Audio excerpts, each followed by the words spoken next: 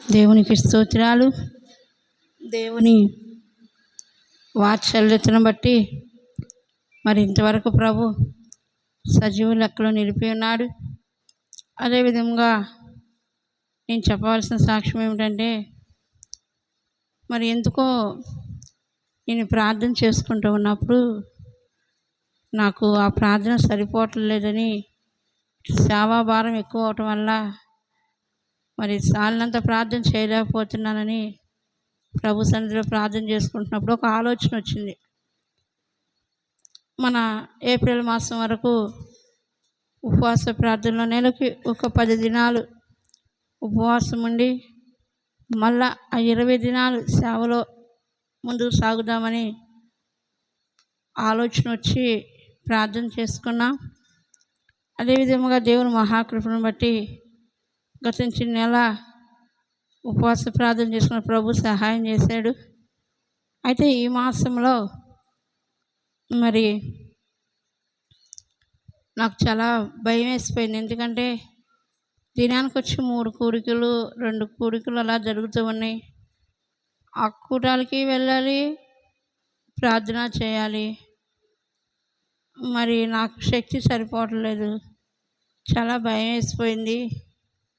ఈ నెలలో సైతాన్ దొంగ దెబ్బ కొడతాడేమో, నా ప్రార్థన అపవిత్రం చేస్తాడని చెప్పిన భయం వేసింది. దేవుని మహాకృపను బట్టి ఎలాగైతే అలాగైందని ఉపవాస ప్రార్థన టైం తప్పి పెట్టి ప్రార్థన చేసుకోవటం జరిగింది. అయితే ఈ దినానికి మరి 10 దినాలు పూర్తి అయిపోయినాయి. పోయిన శుక్రవారం నుంచి ఈ ఆదివారం వరకు దేవుని మహాకృప ఏంటంటే, ఉపవాసం చేసుకుంటాకు ప్రభు సహాయం చేశాడు.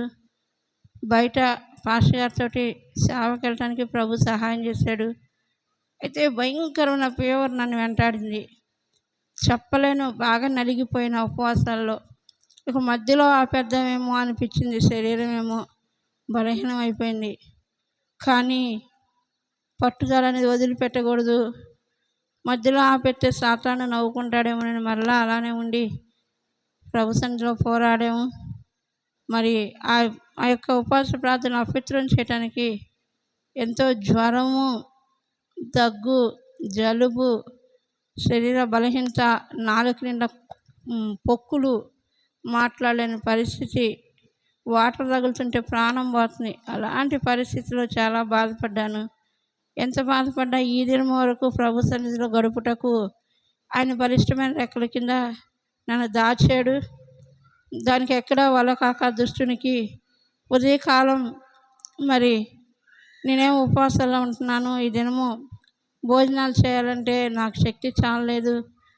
మరి చేయలేనేమో అని భయం వేసిపోయింది.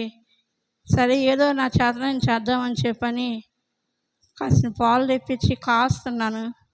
నాకు తెలియకుండా నా కాలుకి నల్లది అది తేలు బాగా ఇంత లావునుందండి. ఇంత లావునుంది. కొండ వేసుకొని వచ్చి పెట్ట వచ్చేసి నా కాలు పట్టేసింది. కాలు పట్టేసరికే అది పాము కావాలని చెప్పిన భయం వేసి ఇసిరి కొట్టా. నొప్పి కాలుకే పట్టింది. కొట్టేలకే తీరా చూస్తే అది వదిలింది, చంపారు. కానీ ఆ విషయం ఎక్కిద్దామని భయం వేసింది. ఒకసారి ఇట్లా అమర్తులు సేవ చేస్తుంటే 2 రోజులు నేను అల్లాడిపోయాను. మళ్ళా ముగింపులు సైతానికి ఏందని భయం వేసిపోయింది. పాస్టర్ ప్రార్థన చేయించుకుని ఎలాగైతే అలాగైందని మరి దేవుని కృపను బట్టి ఆ నొప్పి కూడా చాలా మటుకు కంట్రోల్ అయింది. మరి ఎన్నో శోధనలు, ఎన్నో ఆటంకాలు, పరిస్థితులు అనుకూలించలేదు. అయినప్పటికీ కూడా మరి ఈ ఉపవాస ప్రార్థనలు సంపూర్తిగా ముగించుకుంటకు ప్రభు ఈ మాసంలో సహాయం చేశాడు. మా కోసం మీరు ప్రార్థన చేయండి. ఏప్రిల్ మాసం దాకా ఇలాగనే గడపాలని ఆశపడ్డాం. మీ అందరు ప్రార్థన సపోర్ట్ ఉంటే దుష్టుడు మమ్మల్ని ఏం చేయలేడు. మరి సేవకులకి నాకు ఇంటి కృప ప్రభు ఇచ్చాడు. మరి ఈ నెలలో బలమైన కూడికలు ఉన్నప్పటికీ కూడా మరి దేవుడు వాడుకున్నాడు. ఆయన మహిమార్థమై ఆయన నిలబెట్టుకున్నాడు. ఎన్నో దుష్టుడు ప్రయత్నాలు పొంచి ఉన్నప్పటికీ కూడా వాటన్నిటి నుంచి మమ్మల్ని తప్పించాడు. మరి నాకు గత 3 రోజుల క్రితమే దర్శనం. పాస్టర్ గారు బండి లేదు, కనపడుతులా. బండి పోయిందని ఆయన టెన్షన్ పడుతున్నాడు. ఏదో మొత్తానికి శోధన మమ్మల్ని వెంటాడింది, సంఘాన్ని వెంటాడింది.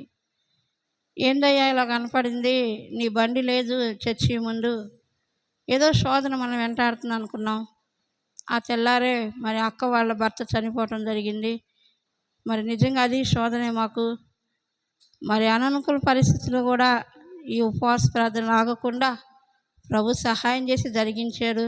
మీరందరూ సావుకుని మాటకు లోబడి ఉపవాస ప్రార్థనకు వచ్చారు, ప్రార్థన చేశారు. మీ అందరికి మా వందనాలు.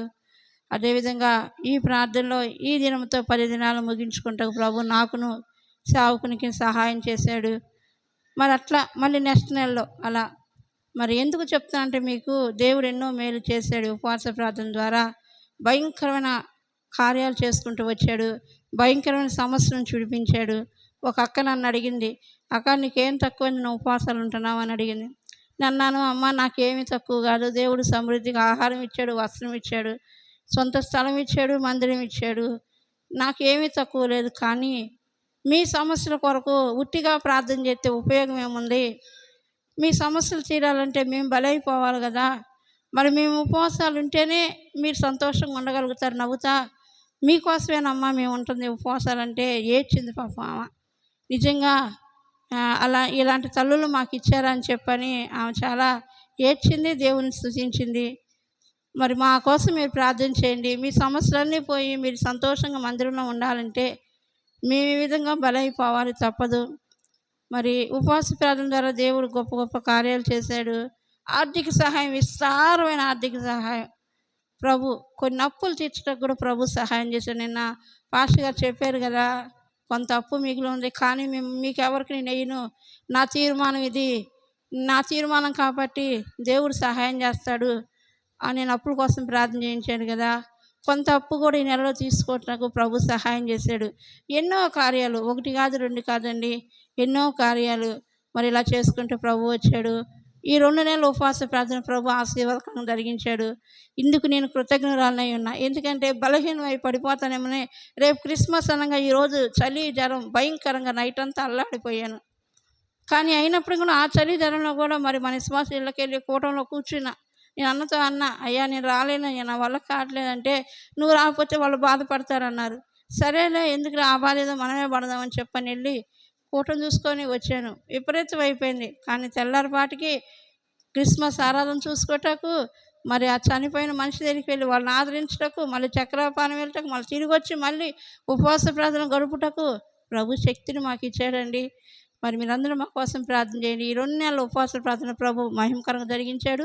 ఈ 3 దినాలు కూడా ఉపవాస ప్రార్థనలో ఉండుటకు ప్రభు సహాయం చేశాడు. మరి ఎంతైనా నేను రుణస్థిరాలనై ఉన్నాను.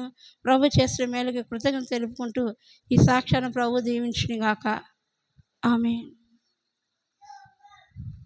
ప్రభు చేసిన మేలన్నిటి నిమిత్తమై ప్రభు చేసిన ప్రతి కార్యము కొరకు 2 చేతులు చాపగట్టికి స్తోత్రం ఎంచుదాం. చెప్పాలి, పెద్దగా చెప్పాలి. దేవరాజు ముందుకు రా, ముందుకు రా.